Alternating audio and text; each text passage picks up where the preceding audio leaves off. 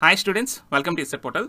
మనకి AP ECET 2024 final phase counselling process అయితే start అయిపోయింది. So ECET final phase counselling ఎవరైతే అటెండ్ అవుదాం అనుకుంటున్నారో మీకు టాప్ 15 ఇంజనీరింగ్ కాలేజెస్లో ఎన్ని సీట్స్ అవైలబుల్గా ఉన్నాయో ఈ వీడియోలో డిస్కస్ చేద్దాం. అయితే చాలా మందికి ఒక డౌట్ ఉందన్నమాట.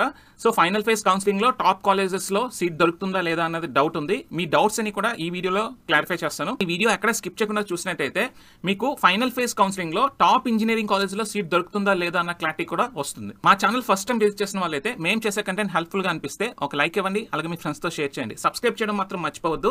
ఈసెట్ అండ్ ఎంసెట్ స్టూడెంట్స్ కి ఆంధ్రప్రదేశ్ లో ఉన్న top 15 engineering colleges list video already మనం చేయడం జరిగింది. మీరు ఆ వీడియో మిస్ అయినట్టయితే లింక్ డిస్క్రిప్షన్ ఇస్తున్నాను, చూడండి. ఈ వీడియోలో మనం ఈసెట్ ఫైనల్ ఫేజ్ కౌన్సిలింగ్ లో టాప్ 15 ఇంజనీరింగ్ కాలేజెస్ లో ఎన్ని సీట్స్ అవైలబుల్ గా ఉన్నాయన్నది డిస్కస్ చేద్దాం.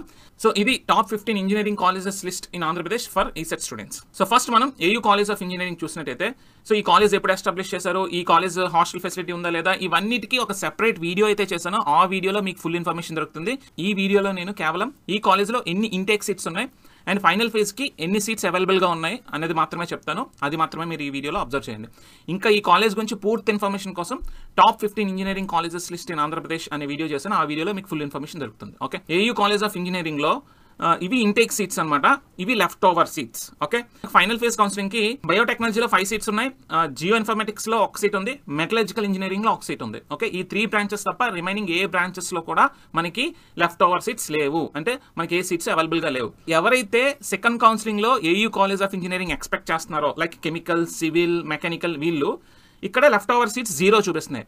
బట్ మీరు పెట్టొచ్చా లేదా అంటే మీరు పెట్టొచ్చు, తప్పేమీ లేదు. మీరు పెడితే ఇక్కడ ఆల్రెడీ ఏఈలో జాయిన్ అయిన స్టూడెంట్స్ ఎవరైనా సరే సెకండ్ ఫేజ్ కౌన్సిలింగ్ లో స్లైడింగ్ గాని అయిపోతే అక్కడ మీకు వేకెన్సీ క్రియేట్ అయ్యే ఛాన్సెస్ ఉన్నాయి. కాబట్టి ఒకవేళ సెకండ్ ఫేజ్ కౌన్సిలింగ్ లో మీరు పెట్టుకున్న వాళ్ళలో, సెకండ్ ఫేజ్ కౌన్సిలింగ్ లో ఏయూ కాలేజ్ పెట్టుకున్న వాళ్ళలో ఎవరికైతే బెస్ట్ మెరిటోరియస్ ర్యాంక్ ఉంటుందో వాళ్ళకి రిజర్వేషన్స్ అన్ని బేస్ చేసుకుని వాళ్ళకి సీట్ వచ్చే ఛాన్సెస్ ఉంటాయి. ఓకే, ఇక్కడ మీరు 0 ఉన్నంత మాత్రాన ఈ కాలేజ్ ఆప్షన్ పెట్టకూడదని ఏమీ లేదు, మీరు పెట్టొచ్చు. ఓకే, సో ఏయూ ఒక ఇన్ఫర్మేషన్ ఇది. సో నెక్స్ట్ మనం జేఎన్టీయూ కాకినాడ చూసినట్టయితే, జేఎన్టీయూ కాకినాడలో కేవలం ఈసీఈలో 1 సీట్ మాత్రం మిగిలింది, రిమైనింగ్ ఏ బ్రాంచెస్ లో కూడా సీట్స్ లేవు.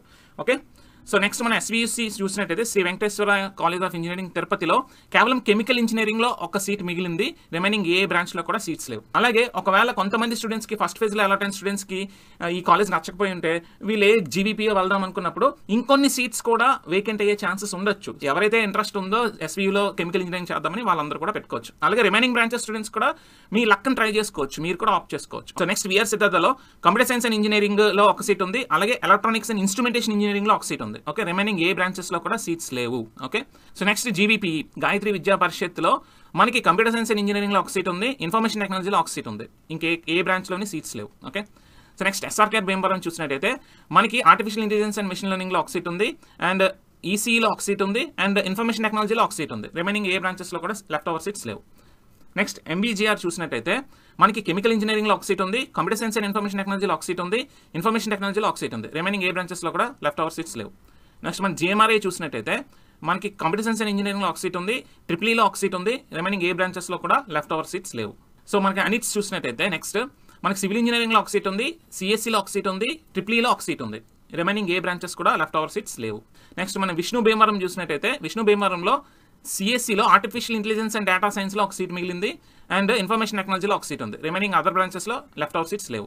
నెక్స్ట్ మనం ఆర్బీజేసీ చూసినట్టయితే ఆర్బీజేసీలో computer science and business systems లో 1 సీట్ ఉంది, అండ్ ట్రిపుల్ఈలో 1 సీట్ ఉంది, అండ్ మెకానికల్ ఇంజనీరింగ్ లో 1 సీట్ ఉంది, రిమైనింగ్ అదర్ బ్రాంచెస్ లో లెఫ్ట్ ఓవర్ సీట్స్ లేవు. సో నెక్స్ట్ మనం కర్నూలులో ఉన్న జీ పుల్లారెడ్డి కాలేజ్ చూసినట్టయితే మనం సిఎస్సి డేటా సైన్స్ లో 1 సీట్ ఉంది, ఇంకా రిమైనింగ్ అదర్ బ్రాంచెస్ లో లెఫ్ట్ ఓవర్ సీట్స్ లేవు. నెక్స్ట్ లక్రెడ్డి బాలరెడ్డి చూసినట్టయితే మనకి ఏరోస్పేస్ ఇంజనీరింగ్ లో 1 సీట్ ఉంది, artificial intelligence and machine learning లో 1 సీట్ ఉంది, రిమైనింగ్ అదర్ బ్రాంచెస్ లో లెఫ్ట్ ఓవర్ సీట్స్ లేవు.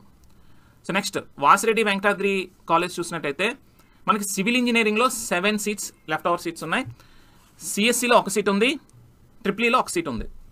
ఎవరైతే సివిల్ ఇంజనీరింగ్ స్టూడెంట్స్ ఉన్నారో మీకు ఫస్ట్ ఫేజ్లో సీట్ రాకపోయినా లేదా ఫస్ట్ ఫేజ్లో మంచి కాలేజ్ రాని స్టూడెంట్స్ ఎవరైతే ఉన్నారో మీరు వాసిరెడ్డి వెంకటాద్రి కాలేజ్ ఆప్ట్ చేసుకోవచ్చు. ఇక్కడ 7 సీట్స్ అవైలబుల్గా ఉన్నాయి.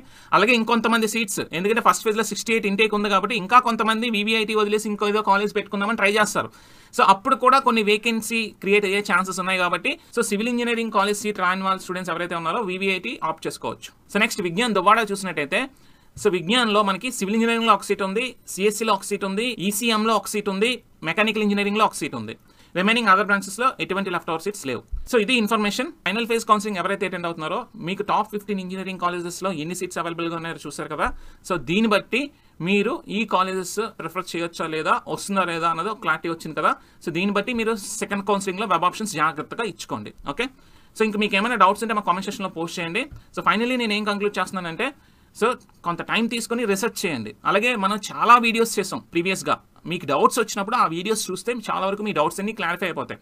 సో వీడియోస్ని సగం చూసి మీరు మళ్ళీ వీడియోలో చెప్పిన ఇన్ఫర్మేషనే మళ్ళీ అడుగుతున్నారు. Okay, so weighing all these factors ఒక మంచి డెసిషన్ తీసుకోండి. మీ పర్సనల్ అలాగే అకాడమిక్ అండ్ కెరియర్ గోల్స్ని మ్యాచ్ చేయగలిగే కాలేజ్ మీరే ఫైండ్ అవుట్ చేయాలి. ఆల్రెడీ మీ ఫస్ట్ కౌన్సిలింగ్లో అలాంటి కాలేజ్ దొరికేస్తే అసలు సెకండ్ కౌన్సిలింగ్ అటెండ్ అవ్వాల్సిన అవసరం లేదు. ఒకవేళ మీకు ఫస్ట్ ఫేజ్ కౌన్సిలింగ్లో అలాంటి మంచి కాలేజ్ దొరకకపోతే సెకండ్ ఫేజ్లో అయినా సరే జాగ్రత్తగా వెబ్ ఆప్షన్స్ ఇచ్చుకోండి. మీకు ఇంకే డౌట్స్ ఉన్నా సరే మా కామెంట్ సెక్షన్లో పోస్ట్ చేసినట్టయితే మిమ్మల్ని అడ్రస్ చేస్తాం, మీ డౌట్స్ అన్ని క్లారిఫై చేస్తాం.